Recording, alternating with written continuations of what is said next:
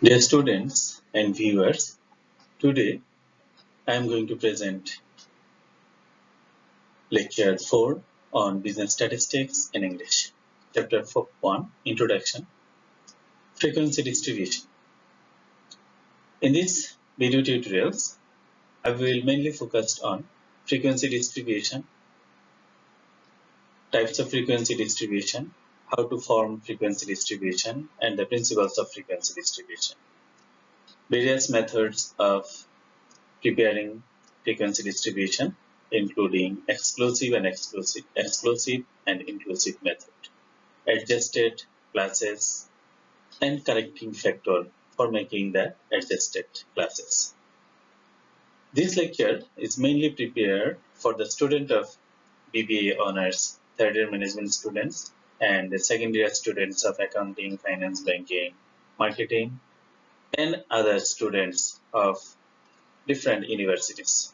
This lecture is presented by me, Muhammad Shipong, Associate Professor, Department of Management, Kumila Victoria Government College. Now, I will explain how these lectures will be benefited to the students. If the students attentively hear the lectures, I think you will be able to answer these given questions. These questions were mainly developed by using the previous question papers under National University and other university. These questions are mainly focus on the frequency distribution and how this distribution can be easily developed by using various observations. Now, we are going to define what is frequency and frequency distribution. Frequency is the number of repetition. Repetition means again and again. How many times a data appear in a particular sample. So, if there is a question, what is frequency? You should give this sentence. Frequency is the number of repetition of data within the range of particular class. In a class, specific class, how many times a data repeated? It is the frequency. And what is frequency distribution? The frequency distribution is the term that is used to understand how the data are distributed over different classes. In a frequency distribution, there are many classes,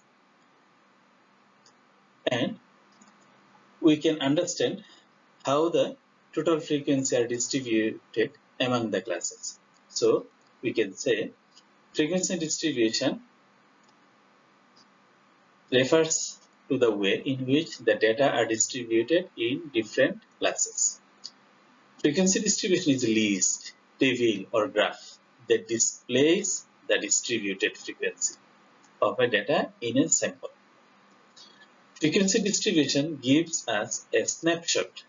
Snapshot means overall concept at a glance about the various patterns, P-A-T-E-R-N, patterns, various patterns of distributed data or observation. It is spelling mistake. So distribution, frequency distribution is a snapshot about the data. Distributed frequency may discrete frequency distribution or group frequency distribution. Two types of distribution we can observe: frequency distribution and grouped, discrete and group. Now we will focus on how this distribution happen in the practical example. So this is two examples. It is these tables. If we observe these tables, there are different values. 12, it repeated 1 times. 15, it repeated 2 times. 17, it repeated 3 times. So this is the number of repetition. So frequency is the number of repetition of a data. It is discrete frequency. Why it is discrete frequency? Because the values are not continuous. 12, 15. There is no connection. 15, 12 to 15 or 15 to 17. So there is no continuity in this series. So it is discrete series. That is why this frequency distribution is called discrete frequency distribution. And this frequency distribution is called continuous frequency distribution. Why? Because 40 to 49, any values, it may be fractional or it may be finite or digit. So any value can absorb within this range. So there is continuation, 40 to 49, 50 to 59, 60 to 69. There is no gap among this frequency distribution. So this series is called continuous series.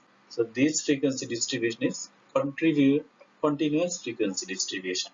This is the frequency and this is the names of classes. There are various types of classes. The distributed frequency here are 30 frequencies, and these frequencies are distributed over these 6 classes. So the distribution of frequency among the classes is called frequency distribution.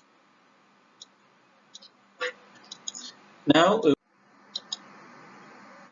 now we will focus on our attention how we can form a frequency distribution. So we have to follow some steps for formulating a frequency distribution. It is a very, very important question for the examination. There are some data given to the student and ask them to form a frequency distribution. So, if you correctly answering the question, you have to follow these steps of frequency distribution. First step is calculating the range of data. What is range? Range is the highest value minus lowest value. So, highest value, suppose if you are given 50 data, so you have to find out which one is the highest value and which one is the lowest value, not higher or lower. Highest and lowest. Highest is the biggest value in the series and smallest value in the series. So you have to understand, you have to calculate the range by using highest value and lowest value difference. And second step is to decide on approximate number of class. What is the number of class? Number of class means here is a frequency distribution. There are 1, 2, 3, 4, 5, 6, 7, 8. There are 8 classes. And in this distribution, 1, 2, 3, 4, 5, 6, 7, 8, 9, there are 10 classes. So to define or to decide on how many classes will be in a frequency distribution, you have to calculate by using the Struges rule. Struges is a famous mathematician as well as statistician. He developed this rule.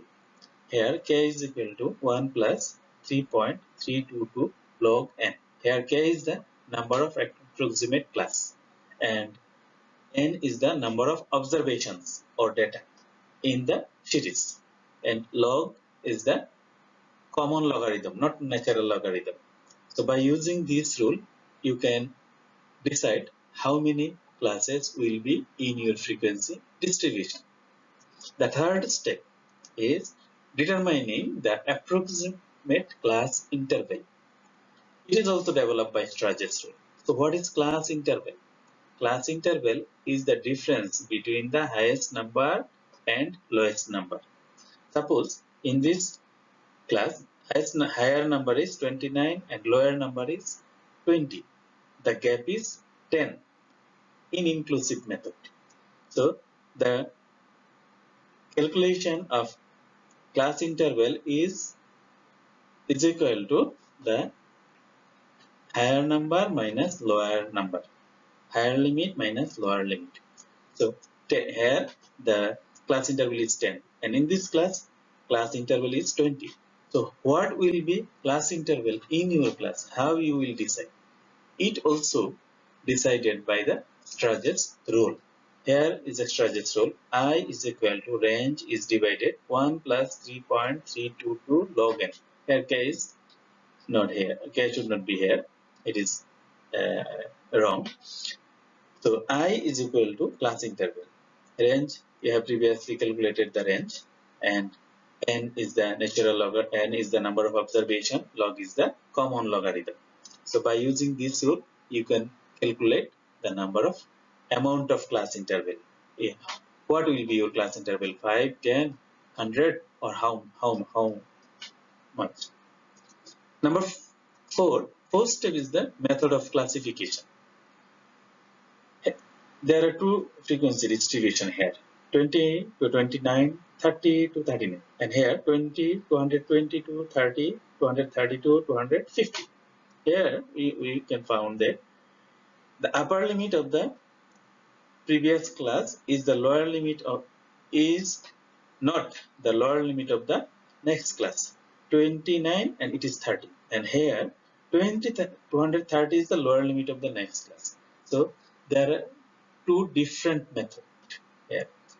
So you have to decide on which method you will use. The method is inclusive method or exclusive method. Two methods are here, inclusive method and exclusive method. So what is inclusive method? Inclusive method means both lower limit and higher limit are included in the class. If the value is 20, it will be here. If the value is 29, it will also be here. So both limit, higher limit and lower limit will be included in this series. That is why it is called inclusive method. In this method, the higher limit of the class will not be included in this class. Suppose if your value is 230, you will not put it here. You have to put it in the next class. So higher limit is not included here. Higher limit is excluded.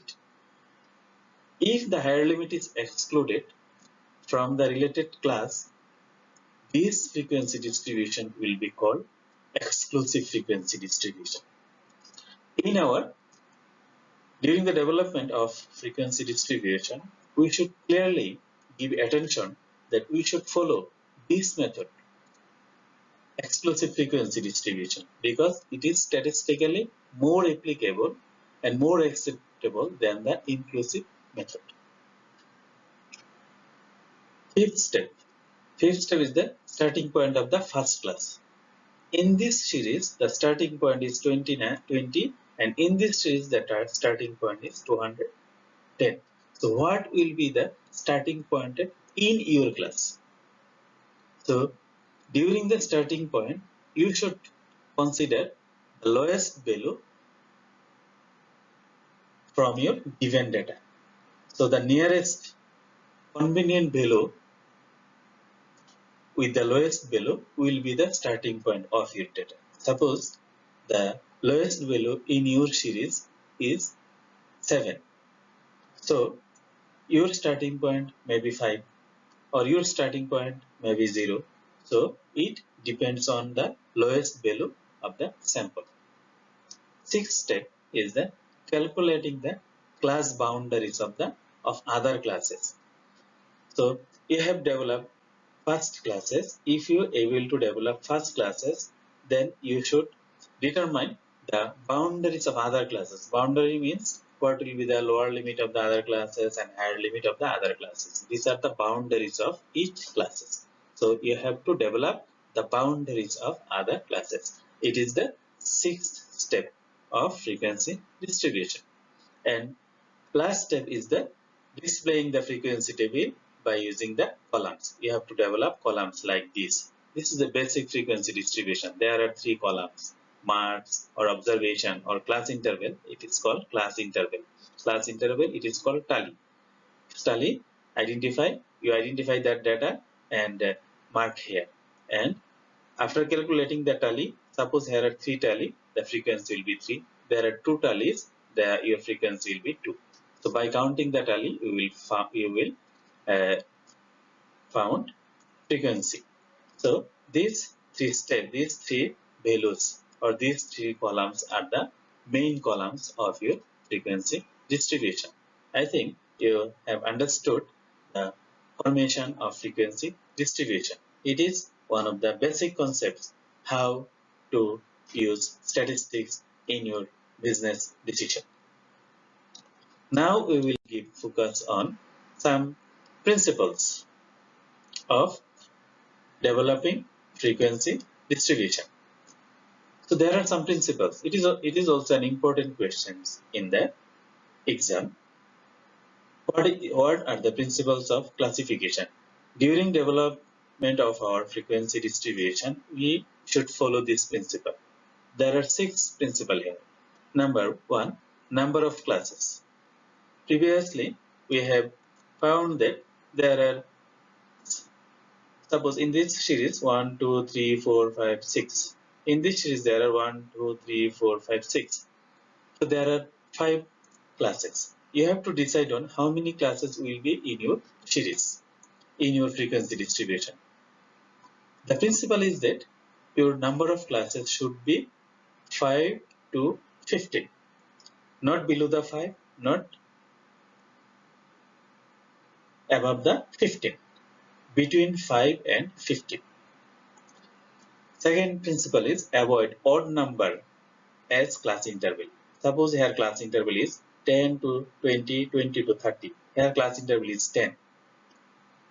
So you have to avoid odd numbers, suppose 3, 7, 9, etc. These types of odd number should be avoided. The lower limit of the first class should be either 0 or multiple of 5. So what will be the lower limit of your class? First class especially. Here first class is 1, here class 10. Here first class is not given. So what will be the lower limit of first class? It is suggested that first class should be either 0 or multiple of 5. Multiple of 5 means 5, or we can multiply 5. This is 5 into 4 times. This is 6 times. 5 and 6, 6 times. This is 8 times. So multiple of 5. We can divide this number with 5. So it is convenient for the statistician to use this principle. Number 4 principle is all classes should be in same size. The class interval or size should be same. It is the principle of developing frequency distribution. And number 5th principle is should not use open-end class. Open-end class. Open-end class. What is open-end class? Open-end class means here less than 10, above 50. So in this class there is no lower limit. In this class there is no upper limit. So if the upper limit or lower limit is absent in any class, if upper limit or lower limit is absent in any class, it is called open-end class. So if you ask what is open-end class, I think you can answer it easily. Open-end class is that class which has no upper limit or lower limit in any class. Another last principle is if there are inclusive method should make adjusted class. So previously we have mentioned that we should not use inclusive method. Always we should follow exclusive method. If the data are given in inclusive method, you have to reform this inclusive method to exclusive method. How you will?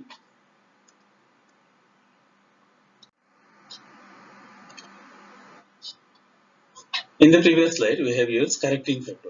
Correcting factor is the factor which we can calculate by using the given formula. Lower limit of the second class minus upper limit of the first class is divided by 2. The result will be deduct from the lower limit and added to the higher limit. If we do this, we will get adjusted frequency. So when we use inclusive method, we should use adjusted frequency for transforming the inclusive method to exclusive method. Now I will give different types of frequency. So it is important concept. Sometimes as a short notes in the exam, these questions may be given frequently. What is absolute frequency? Relative frequency, percentage frequency, cumulative frequency, and like that. Absolute frequency is the frequency that we calculate, generally calculated. Suppose in this distribution, this frequency is 4 here, 6 here, 14. These are the absolute frequency, normal frequency. And what is relative frequency? Relative frequency is counted by dividing the frequency of a particular class by total frequency. Suppose 4 is divided by 40, 6 is divided by 40, 14 is divided by 40. So by dividing the frequency of particular class with total frequency, we can found relative frequency. I think by following this example, you have understand how to calculate relative frequency. And what is percentage frequency? Percentage frequency is to multiply the relative frequency with 100. Here 10 into 100 is equal to 10. Sorry, 0.10 is multiplied with 100 is 10. 0.15 is multiplied by 100 is 15. So by multiplying the relative frequency with 100, we can found percentage frequency. So percentage frequency is a process. What is percentage frequency? Percentage frequency is a process of calculating relative frequency to percentage frequency by multiplying each value with 100. Percent means 100. So by multiplying the relative frequency with 100, we can calculate relative percentage frequency. Next is cumulative frequency. You know that cumulative frequency is adding gradually with the next frequency. Suppose 3 is the frequency of first information, first data, and 3 is added with 7, 10, 7 is added with 10, 10 is added with 10, 20, 3 is added with 20, 23. So gradually adding the frequency, we can found cumulative frequency, and this frequency is called less than cumulative frequency. Less than cumulative frequency. And again, this class here, if we added from lower to upper, we can find greater than frequency. So less than frequency, the adding process started from the beginning class, and greater than method started, the starting point is the last class. So here the last value is the highest, here first value is the highest. So this is less than method, and this is more than this is less than cumulative frequency, and this is greater than cumulative frequency. So what is cumulative relative frequency? Cumulative relative frequency. Cumulative relative frequency is like that the cumulative frequency of a particular class is divided by total frequency. Suppose 3 is divided by 28. 10 is divided by 28. By calculating this way, we can found the relative cumulative frequency. This is relative cumulative frequency. And what is cumulative percentage frequency? Cumulative percentage frequency. Here, an easy way to calculate cumulative percentage frequency. First, we develop percentage. It is the original frequency, 3, 6, 3, 4, 6, 5, and 10. It is then we will calculate the percentage. Percentage how? 3 is divided by 20 and then multiply with 100. We will found percentage frequency. And after calculating the percentage frequency, we can cumulate this 15, 15 to 20, 35, 35 to 30, 65. It is cumulated. So after calculating this, after adding this frequency, gradually we can calculate cumulative percentage frequency. I think you have understand how to form different types of frequency. To have clear understanding about this calculation, I think you need practice more and more. Now,